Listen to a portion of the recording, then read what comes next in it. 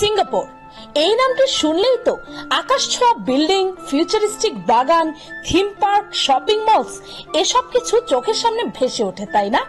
কিন্তু আপনি কি জানেন আজ যে দেশটি পৃথিবীর অন্যতম সবচেয়ে সমৃদ্ধ দেশ, সেই দেশটি 1960 সালে এমন এক দেশ ছিল যেখানে পৃথিবীর সবচেয়ে বেশি সংখ্যক বস্তি ছিল। হ্যাঁ, আপনি একদম ঠিক শুনেছেন। কিন্তু আজকের দিনের United nation state of the world সিটিজ এর একটি রিপোর্ট অনুযায়ী বর্তমানে সিঙ্গাপুর হচ্ছে বিশ্বের একমাত্র সিটি যেখানে একটাও বস্তি নেই। সিঙ্গাপুর স্বাধীনতা পেয়েছিল 1965 সালে, আর আজ মাত্র 60 বছর পর সিঙ্গাপুর হয়ে উঠেছে এই পৃথিবীর অন্যতম সবচাইতে পাওয়ারফুল দেশ। আর এই সবকিছু তারা করে দেখিয়েছে এতটুকু দুর্নীতি ছাড়া। এই পৃথিবীতে দুর্নীতিমুক্ত দেশের তালিকায় সিঙ্গাপুর রয়েছে তৃতীয় স্থানে।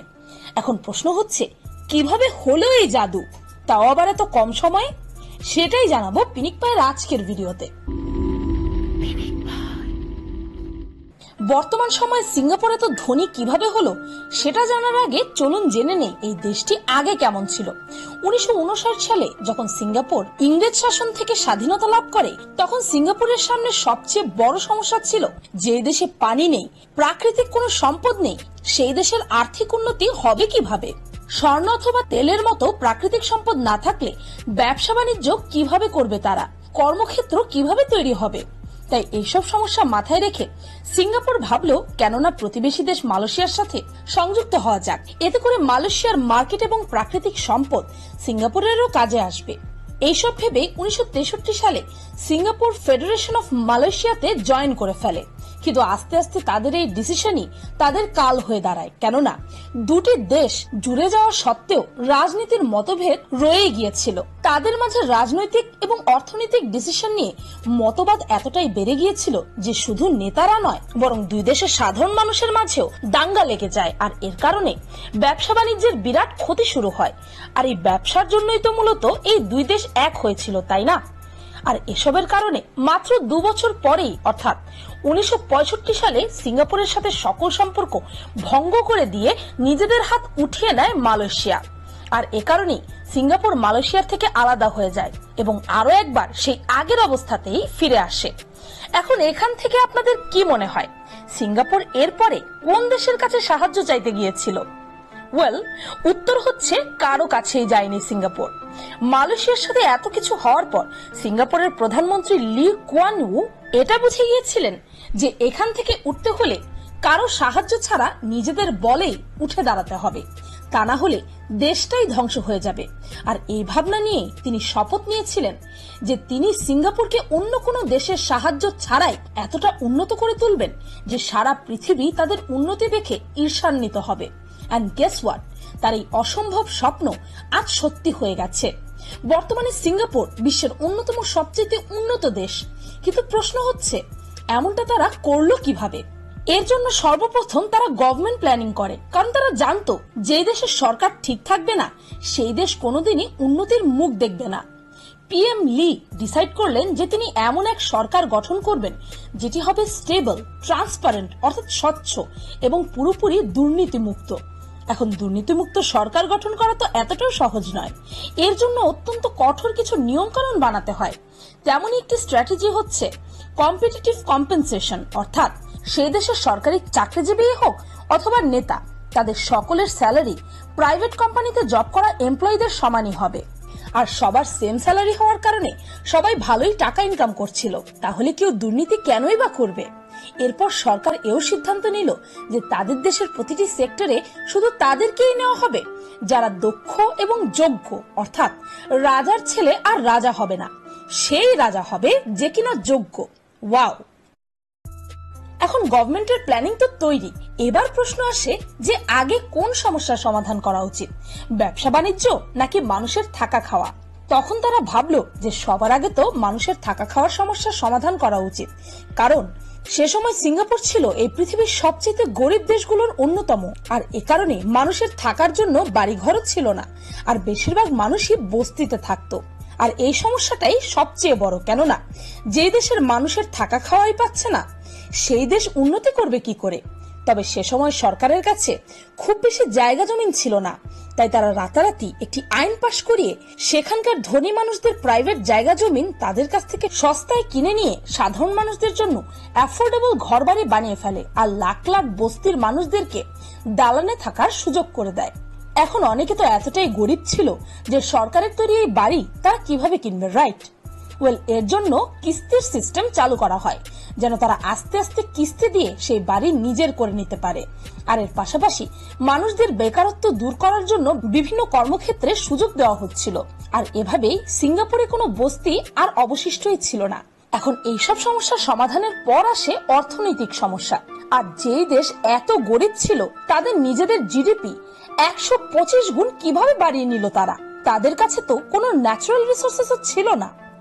এর জন্য সিঙ্গাপুর সরকার পৃথিবীতে ঘোষণা করে দেয় যে তারা সিঙ্গাপুরের অর্থনীতি সবার জন্য খোলা রাখবে, অর্থাৎ যে কোনো দেশ সিঙ্গাপুরে এসে খুব সহজেই ব্যবসা করতে পারবে কোনো রকম ধরাবাধা ছাড়াই। আর এটা এজন্য করা হয়েছিল কেননা সিঙ্গাপুর সরকার জানতো যে প্রাকৃতিক সম্পদ না থাকার কারণে তাদের অর্থনীতি তখনই উন্নতি করতে পারবে যদি বিদেশি কোম্পানিগুলো এখানে এসে ব্যবসা শুরু করে।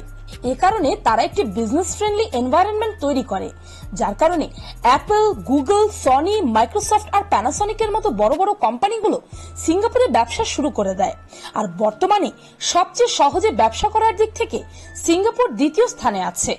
শুধুমাত্র এই কোম্পানিগুলো আসাতেই কি সব সমস্যার সমাধান হয়ে গিয়েছিল? একদম না, কারণ এ সকল কোম্পানিতে কাজ করার জন্য প্রয়োজন ছিল হাইলি স্কিলড এবং হাইলি এডুকেটেড ওয়ার্কারদের। কিন্তু সে দেশের জনগণ তো তখন খেতেই পেত না, শিক্ষা বা ট্রেনিং নেবে কিভাবে? তাই সরকার সব কোম্পানিগুলোকে উৎসাহ দেয় যেন তারা সিঙ্গাপুরের সাধারণ মানুষদেরকে তাদের কোম্পানিতে কাজ করার জন্য শিক্ষা এবং ট্রেনিং দুটোই একসাথে দেয়। এখানেই আসে আমাদের নেক্সট পয়েন্ট, এডুকেশন অর্থাৎ শিক্ষা। হাইলি স্কিলড হওয়ার জন্য আগে দরকার সুশিক্ষিত হওয়া। তাই সে সময় সিঙ্গাপুর সরকার সাধারণ মানুষের জন্য শিক্ষা একেবারে ফ্রি করে দেয়, অর্থাৎ একেবারে বিনামূল্যে সেখানকার মানুষ শিক্ষা গ্রহণ করতে পারত। কিন্তু এমনটা করে সরকারের কি কোনো লস হয়নি? একদম না, কারণ সরকার তো টাকা নিয়ে নিচ্ছিল অন্যভাবে। তারা প্রতিটি জনগণের স্যালারি থেকে 20% টাকা সরকারি খাতে জমা করছিল। আর এই টাকা দিয়েই সরকার শিক্ষা ব্যবস্থা, চিকিৎসা ব্যবস্থা এবং পেনশনের কাজে লাগাচ্ছিল। অসাধারণ বুদ্ধি, তাই না? আর আজ পৃথিবীর টপ 15 ইউনিভার্সিটির মধ্যে 2টি সিঙ্গাপুরেই অবস্থিত। এখন ব্যবসা এবং শিক্ষা দুটোই সেট। এবার তাদের এমন কিছু সেক্টরের দরকার ছিল যেগুলো থেকে আরো বেশি টাকা আসবে। শুরুতে সিঙ্গাপুর ছিল একটি ম্যানুফ্যাকচারিং হাব। ফর এক্সাম্পল, সে দেশেই এই পৃথিবীর সবচেয়ে বেশি সংখ্যক হার্ড ডিস্ক বানানো হতো। এমন অনেক ফ্যাক্টরি দাঁড় করানোর পর সরকার ভাবলো যেহেতু সিঙ্গাপুর খুব ছোট, তাই সেখানে খুব বেশি ফ্যাক্টরি খোলার জায়গা নেই। তখন তারা তাদের ম্যানুফ্যাকচারিং ইকোনমিকে সার্ভিস সেক্টরে রূপান্তরিত করে দিল, কেননা ব্যাংকিং, ফাইন্যান্স, ইন্স্যুরেন্স এবং আইটি সার্ভিসের মধ্যেই ছিল ভবিষ্যৎ পৃথিবীর উন্নতি। তাই এই ডিসিশন নেওয়া হলো। আর বর্তমানে সার্ভিস সেক্টরে সিঙ্গাপুরের জিডিপির 75.2%। এর মানে এই না যে তারা তাদের উৎপাদনের সেক্টরটি ছেড়ে দিয়েছে, বরং সেটিকে আরো বেশি উন্নত করে বায়োটেক, এরোস্পেস ইঞ্জিনিয়ারিং এর মতো নতুন নতুন সেক্টর তারা চালু করে। তাছাড়াও সিঙ্গাপুরের লোকেশনও এমন একটি কারণ যার ফলে সিঙ্গাপুরের অর্থনৈতিকভাবে লাভ হচ্ছিল, কেননা সিঙ্গাপুর হচ্ছে মূলত একটি দ্বীপ যা এশিয়া থেকে ইউরোপ যাওয়ার রাস্তায় পড়ে। আর এই সুবিধা তারা ভালোভাবেই উসুল করে নিয়েছে। বর্তমানে প্রায় 40% সামুদ্রিক ব্যবসা সিঙ্গাপুরকে পার করে যায়। আর মজার ব্যাপার হচ্ছে সিঙ্গাপুরের সমুদ্র বন্দরে একসাথে প্রায় 1000টিরও বেশি জাহাজ দাঁড়াতে পারে। আর এটা দেখে অনেক ইন্টারন্যাশনাল কোম্পানি সিঙ্গাপুরকে নিজেদের ব্যবসার আঞ্চলিক কেন্দ্র বানিয়ে ফেলে। আর এর ডাইরেক্টলি লাভ হয় সেখানকার এয়ারপোর্ট গুলোতে। সিঙ্গাপুরের চেঙ্গি এয়ারপোর্ট প্রতি সপ্তাহে কমপক্ষে 7000টি ফ্লাইট হ্যান্ডেল করে। আর যেহেতু এত মানুষের আসা যাওয়া এখানে, তাই ট্যুরিজমের দিক থেকে তো লাভ অটোমেটিক্যালি হবেই। আর আজকের দিনে সিঙ্গাপুর ট্যুরিজমের জন্যই তো এত বেশি বিখ্যাত। আর ট্যুরিস্টরা সেখানে যাবে নাই বা কেন? বিশ্বব্যাপী ট্যুরিস্টদের আকর্ষণ করার জন্য সিঙ্গাপুরে ইউনিভার্সাল স্টুডিওস, মারিনা স্যান্ডস বে, মার্লিয়ন পার্ক, চেঙ্গি এয়ারপোর্টের মতো অভাবনীয় জিনিস আছে। ইনফ্যাক্ট প্রতি বছর কোটি কোটি মানুষ সিঙ্গাপুরে আসে শুধু ঘুরতে। 2019-এর একটি রিপোর্ট অনুযায়ী সিঙ্গাপুর শুধুমাত্র ট্যুরিস্টদের থেকে 2 লাখ কোটি কামিয়ে নিয়েছে। ভাবা যায়? এবার বুঝলেন একটি স্টেবল সরকার, দুর্নীতিমুক্ত ব্যবস্থা, উন্নত শিক্ষা ব্যবস্থা, বিজনেস ফ্রেন্ডলি ইকোনমি আর ট্যুরিজম, এই সবগুলো ফ্যাক্টরি সিঙ্গাপুরকে আজ এত ধনী বানিয়েছে।